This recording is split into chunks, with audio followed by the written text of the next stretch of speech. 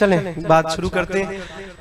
सामईन मासूम फरमाते हैं, जिन महफिलों में हमारा जिक्र होता है वहां हम सुनने वालों की सांसों में शिफा भर देते हैं। क्या बात है, क्या बात है। आप जवान ऐसे जरा आगे नहीं आ जाते। ये जो ये 1-2 फुट की जगह है, अगर ये भी कवर हो जाती तो अगर आप लोग भी पीछे से ऐसे 2-2 कदम, मसला नहीं है, मैं पढ़ लूंगा, बहुत मेरी हैसियत से ज्यादा ऐसे 2-2 कदम अगर आप, मेरे बाद वालों को अच्छा माहौल मिल जाएगा। मालिक आपको सलामत रखे। इतने कोऑपरेटिव बानियान आपको कहीं और मिलेंगे। दरूद पढ़िए मिलके बुलंद आवाज के साथ। बात शुरू करते हैं जी। मौला आपको अच्छा रखे। इजाजत है ना नौकरी शुरू? आप लोगों का भी प्रोग्राम है मजलिस शुरू करना? आया मैं पहली बार हूँ, लेकिन ना आप पहली बार मजलिस में आए और ना मैं पहली बार इस मेंबर की बुलंदी पे हूँ, तो जो भी टूटे फूटे अल्फाज हैं वो कबूल कीजिएगा। एक शेर पढ़ते हैं, अच्छा हो गया तो एक और पढ़ेंगे, फिर एक और पढ़ेंगे, फिर जब तक आप सुनेंगे तब तक पढ़ेंगे। एक मिसरा अर्ज कर रहा हूं कि लिखो ये सारे यजीदियों को हुसैन घर से निकल रहा है।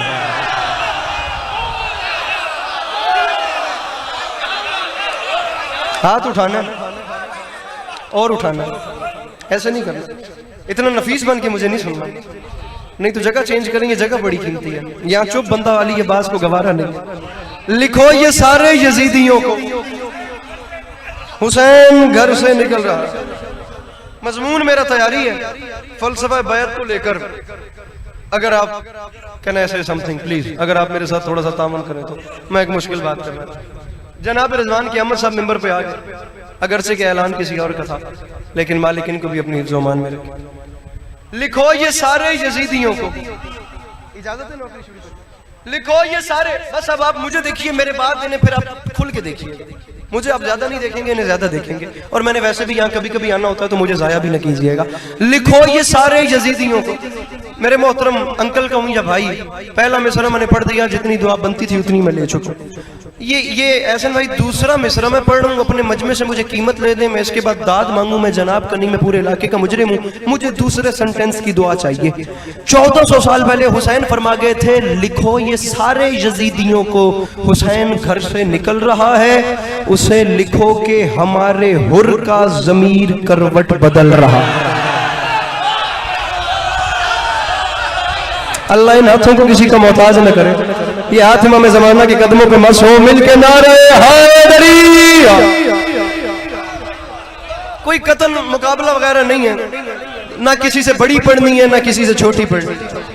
जितने पहले पढ़ गए वो भी अच्छे थे, जिन्होंने बाद में पढ़ना है वो भी अच्छे।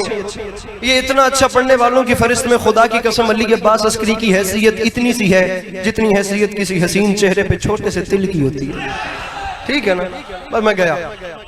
जो अब भी नहीं बोले उनको समझाने के लिए मजमून तैयार कर रहा हूँ और कोशिश करूंगा भाई की तरह मैं भी फजाइल पे छोड़ूं।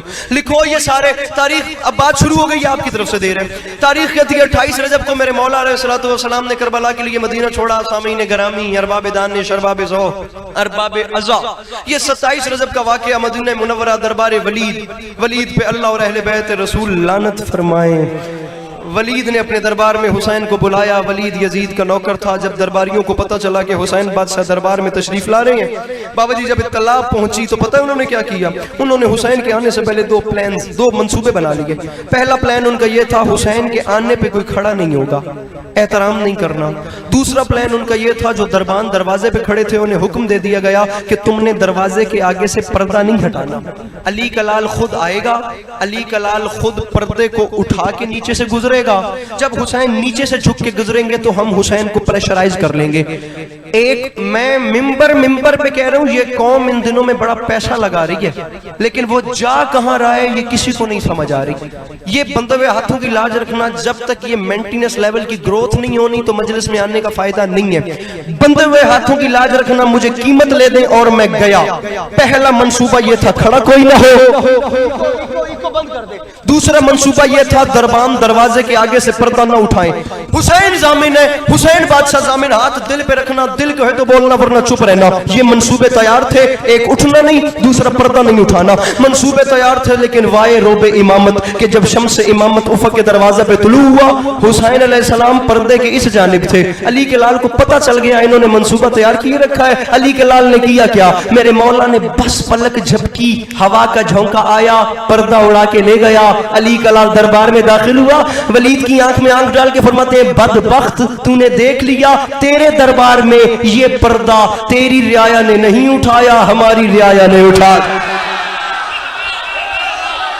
अल्लाह अकबर, अल्लाह अकबर, अल्लाह अकबर। बड़ी जल्दी, तेरी रियाया ने नहीं उठाया, हमारी रियाया ने उठा दिया है। अब कितना रुकूं या काम, बस आगे चलते हैं। तेरी रियाया ने नहीं उठाया, अब रुकूंगा नहीं। तेरी रियाया ने नहीं उठाया, हमारी रियाया ने उठा दिया।